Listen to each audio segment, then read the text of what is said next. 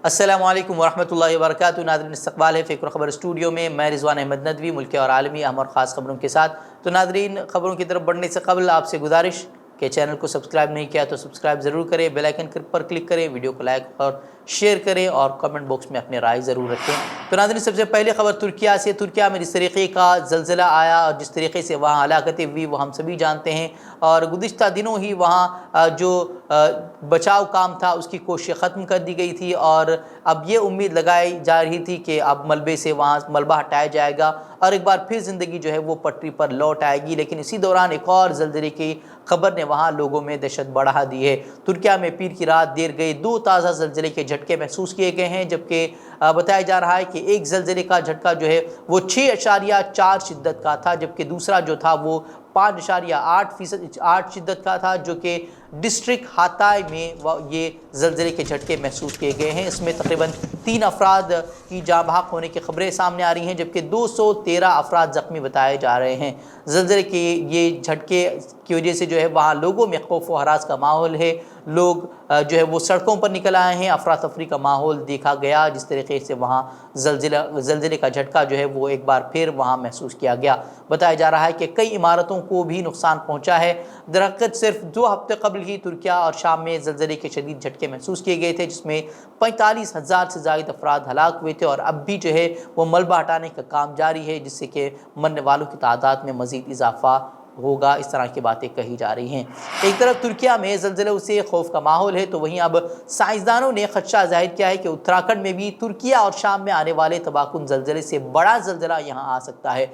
अंग्रेज़ी अखबार times of India की एक रिपोर्ट के मुताबिक नेशनल जियोफिज़िकल रिसर्च इंस्टीट्यूट के चीफ साइंसदान डॉक्टर एन चंद्रा राव ने ये इंतबाह दिया है। अगरचे साइंसदान ने उसके वक्त के बारे में मालूमात नहीं दी हैं, लेकिन इंतबाह देते हुए उन्होंने इतना कहा है कि ज़लज़ला किसी भी वक्त आ सकता है।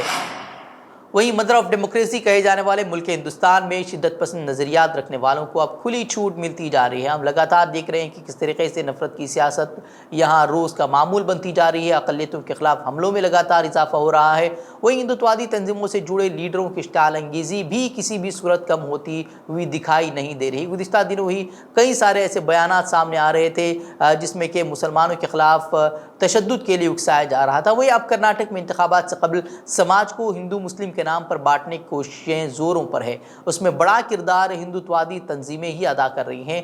वहीं अब श्री राम सेना चीफ प्रमोद मुतालिक ने एक इंतहाई मुतनाज़ा बयान दिया है, जो कि मुसलमानों के खिलाफ नफरत का गम्माज़ है। उन्होंने कहा कि लव जिहाद को रोकने के लिए मुस्लिम लड़कियों को प्यार में फंसाना होगा, एक के बदले 10 मुस्लिम खवातीन को फंसाओ। साथ ही प्रमोद मुतालिक ने भी कहा कि ऐसा करने वाले नौजवानों की मुलाजमत और सिक्योरिटी की जिम्मेदारी श्री राम सेना उठाएगी।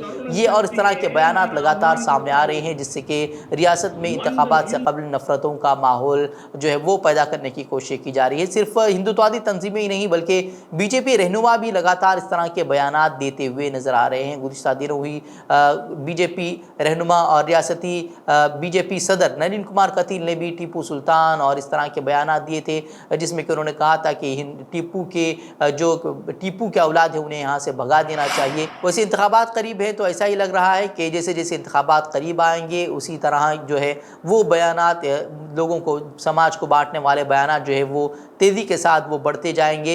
ऐसा ही नज़र आ रहा है जिस तरीके से जो हालात यहाँ देखने को मिल रहे हैं। वैसे हमने गुज़िश्ता महीनों ही देखा था कि किस तरीके से हिजाब का मामला खड़ा किया गया था, उसके बाद हलाल बाइकॉट और इस तरह की लगातार मुहिम जो है वो चलाई गई थी ताकि इलेक्शन में जो है वो जीत हासिल की जा सके, और इसी तरह का जो है वो माहौल बनता हुआ यहाँ नज़र आ रहा है। वहीं जुनैद और नासिर कत्ल मामले में पुलिस ने रिमांड में लिए गए मुलजिम रिंकू सैनी से कई अहम मालूमात हासिल कर ली है। मुलजिम से पूछगछ और तफ्तीश में ये बात सामने आई है कि इस कत्ल केस में तकरीबन 8 अफराद मुलव्वस थे। दूसरी जानिब फॉरेंसिक टीम जो है वो उनके गांव पहुंची और मुतासरीन के अहलखाना का उन्होंने DNA सैंपल्स भी लिए हैं। वहीं पुलिस सुपरिटेंडेंट ने बताया कि मुलजिम रिंकू सैनी, जो कि 5 दिन कबल पुलिस की हिरासत में उसे लिया गया था, उसने पूछगछ के दौरान इस वाक़े के सिलसिले में मशकूक गाड़ियों की नकलो हरकत के बारे में कई अहम मालूमात दी हैं। वहीं बता दें कि जुनैद और नासिर उन्हें बजरंग दल के कारकुनान ने उन्हें ज़िंदा जलाकर कत्ल कर दिया था। वहीं इसी दौरान जो है भिवानी में इस इंसानियत सोज जुर्म के बावजूद वहाँ बजरंग दल कारकुनान की हिमायत में लोग सड़कों पर उतर कर एहतजाज करते हुए नज़र आ रहे हैं।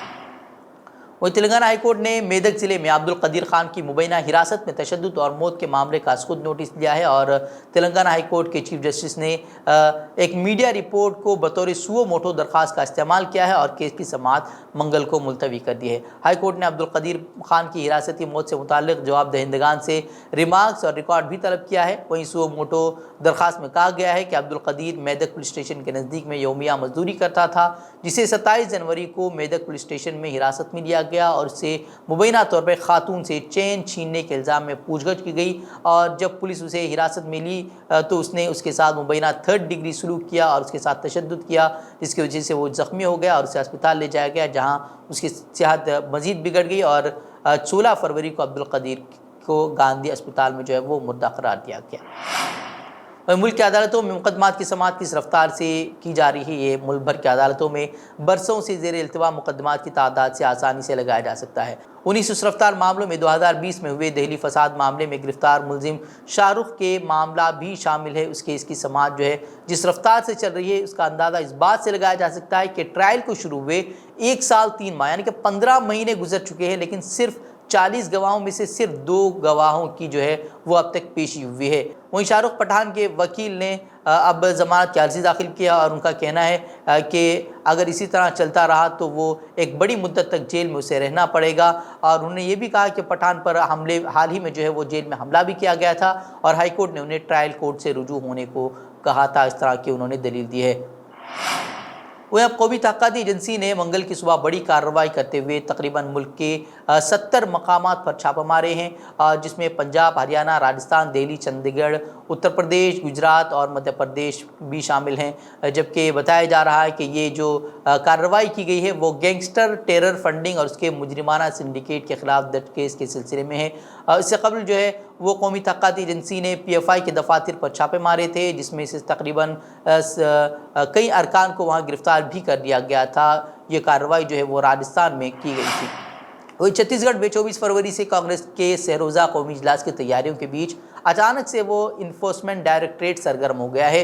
ईडी ने रियासत भर में कांग्रेस के मुताद्दिद लीडरों के ठिकानों पर छापामार कार्रवाई की है, जिस पर कांग्रेस ने शदीद बरहमी का इजहार करते हुए उसे बुज़दिलाना कार्रवाई करार दिया है। मोदी को अडानी के घपले के खिलाफ इस तरह की कार्रवाई का चैलेंज करते हुए कांग्रेस के सीनियर लीडर और तर्जुमान पवन खेड़ा ने ऐलान किया कि हम डरने वाले नहीं हैं। ईडी की छापेमारी पर पार्टी ने सख्त रद्दअमल का इजहार करते हुए उसे डराने, धमकाने और बुज़दिलाना कार्रवाई करार दिया है। इसी के साथ कांग्रेस ने कहा कि ये भारत जोड़ो यात्रा की कामयाबी और गौतम अडानी के खिलाफ होने वाले इंकिशाफात से खौफजदा वज़ीर आज़म की कार्रवाई है। वहीं बिल्किस बानो के आबरू रेज़ी और उसकी कमसीन बेटी समेत घर के दीगर अफराद का बहीमाना कत्ल करने वाले मुलजिमीन की उम्र कैद की सज़ा को माफ़ करके उन्हें जल्द रिहा करने वाली गुजरात की बीजेपी सरकार ने गोधरा ट्रेन सानहे के मुजरिमीन को ज़मानत पर रिहा करने की सुप्रीम कोर्ट में शदीद मुखालफत की है। रियासती हुकूमत की पैरवी करते हुए सॉलिसिटर जनरल तुषार मेहता ने कहा कि जिन मुजरिमीन की सज़ाए मौत को उम्र कैद में तब्दील किया गया है उनकी फांसी की सज़ा को बहाल करने के लिए हम संजीदगी से दबाव डालेंगे। सुप्रीम कोर्ट इस मामले में 2 मुजरिमीन को पहले से ज़मानत पर रिहा कर चुका है, जबकि दीगर 7 की ज़मानती दरखास्तें ज़ेर समाअत हैं। पीर को इस मामले पर चीफ जस्टिस DY चंद्रचूड़ की बेंच सुनवाई कर रही थी। तुषार मेहता ने टाडा के तहत आयद इल्ज़ामात और रियासती हुकूमत की पॉलिसी का हवाला दिया। वहीं अदालत ने ज़मानत के लिए मुतादिद दरखास्तों का हवाला देते हुए सुनवाई को 3 हफ्तों तक मुलतवी करते हुए वकला को हिदायत दी है कि वो मुलजिमीन पर आयद इल्ज़ामात की फहरिस्त तैयार करें और उसे जो है वो अदालत में पेश करें। वहीं मेघालय में सियासी जमातें अपनी शिद्दत से मुहिम चला रही हैं, जहां आने वाले दिनों में इंतखाबात होने जा रहे हैं। इसी दौरान सियासी जमातों का एक दूसरे पर इल्ज़ामात और जवाबी इल्ज़ामात का दौर भी जारी है।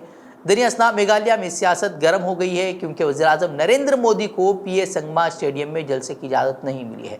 बीजेपी ने उसे रैली की इजाज़त न मिलने को PM मोदी की तौहीन करार देते हुए रियासती हुकूमत की मजम्मत की है और इल्ज़ाम लगाया कि स्टेडियम को BJP ज़ेर क़यादत मरकज़ी हुकूमत ने ही फ़ंड फराहम किया था। वहीं वज़ीर आला कॉनराड संगमा ने उन इल्ज़ामात की तरदीद की और कहा कि वज़ीर-ए-आज़म की रैली की इजाज़त देने से इनकार करने में ان کی حکومت کا کوئی کردار نہیں ہے۔